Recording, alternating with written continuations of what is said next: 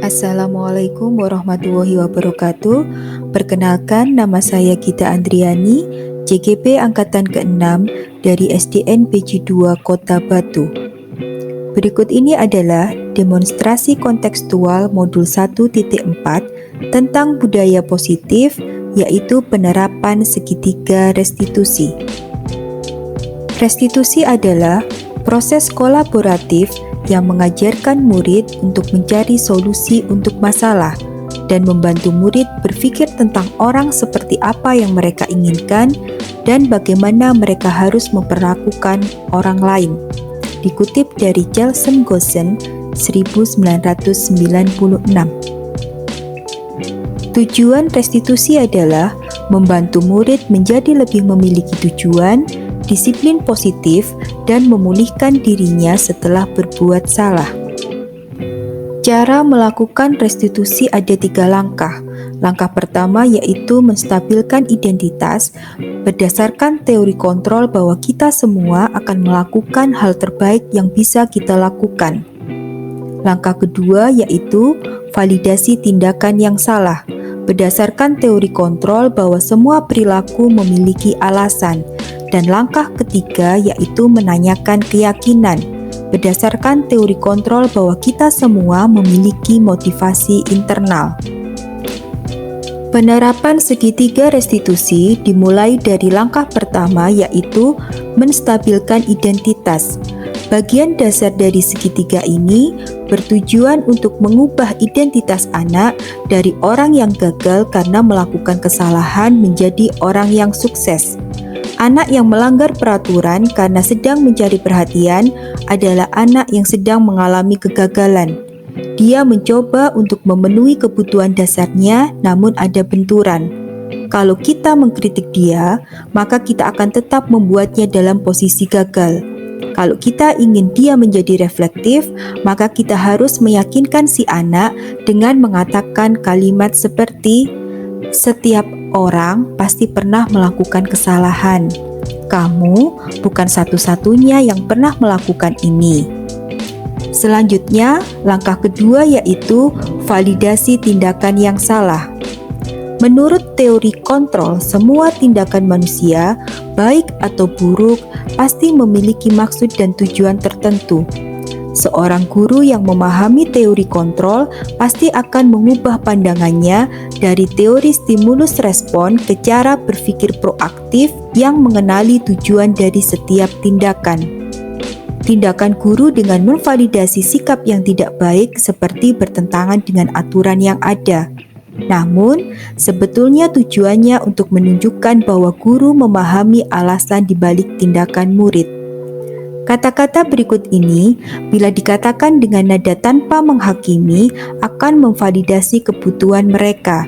Contohnya, adakah cara yang lebih efektif untuk mendapatkan apa yang kamu butuhkan? Kamu tentu punya alasan mengapa melakukan ini.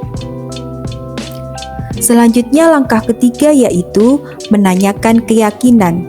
Teori kontrol menyatakan bahwa kita pada dasarnya termotivasi secara internal.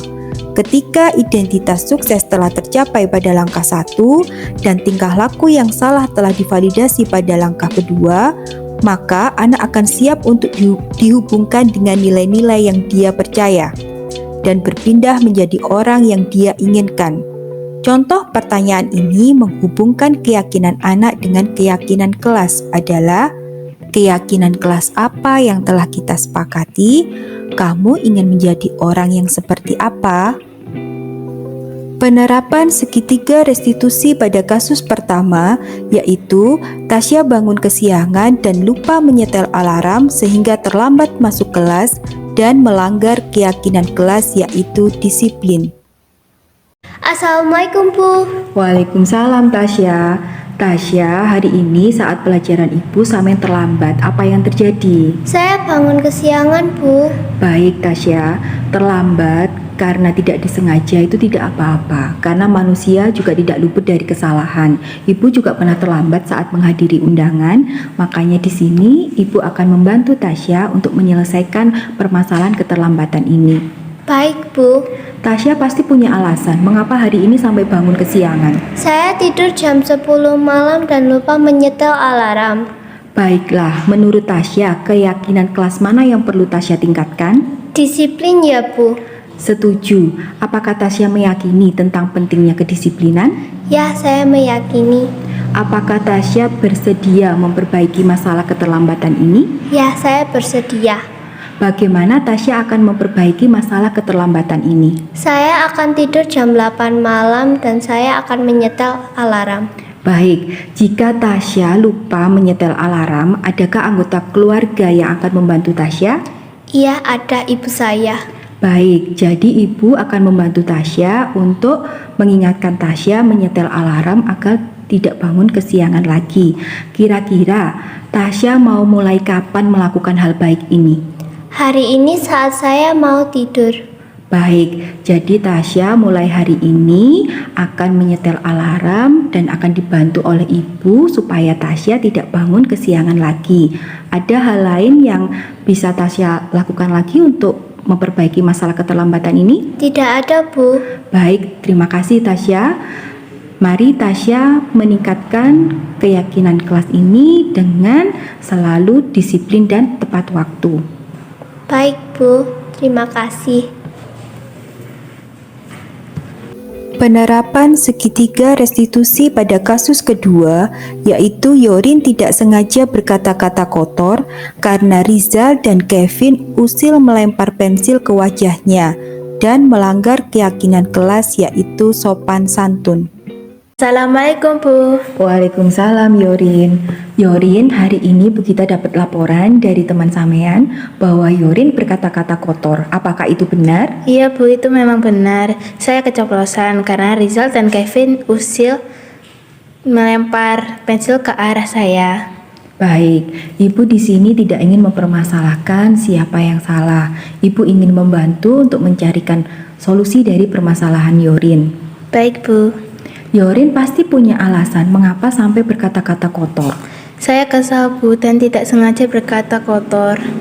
Baiklah, menurut Yorin, keyakinan kelas mana yang perlu Yorin tingkatkan? Sopan santun ya, Bu. Setuju. Apakah Yorin meyakini pentingnya sopan santun? Saya meyakininya, Bu. Apakah Yorin bersedia untuk selalu bertutur kata yang baik? Saya bersedia, Bu. Bagaimana cara Yorin untuk memperbaiki etika berbicara? Saya akan belajar bertutur kata yang sopan, Bu.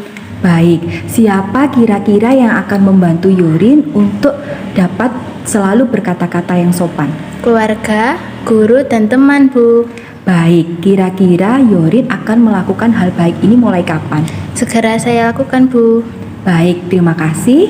Yorin, mari selalu bertutur kata yang baik dan meningkatkan keyakinan kelas dengan etika sopan santun. Baik, Bu, terima kasih. Assalamualaikum warahmatullahi wabarakatuh. Saya Tasya. Senang sekali melakukan praktek segitiga restitusi karena saya lebih bertanggung jawab. Wassalamualaikum warahmatullahi wabarakatuh. Assalamualaikum warahmatullahi wabarakatuh. Saya Yorin. Senang sekali melakukan praktek segitiga restitusi karena saya memahami masalah saya dan menemukan solusinya. Wassalamualaikum warahmatullahi wabarakatuh. Kesimpulan, penanganan kasus yang dilakukan guru dengan menggunakan pendekatan segitiga restitusi adalah aplikasi penerapan posisi kontrol guru sebagai manajer dengan mengajukan pertanyaan-pertanyaan yang bermakna, membuat murid lebih memiliki tujuan, disiplin positif, dan memulihkan dirinya setelah berbuat salah. Sekian penerapan segitiga restitusi yang telah saya lakukan. Terima kasih. Wassalamualaikum warahmatullahi wabarakatuh.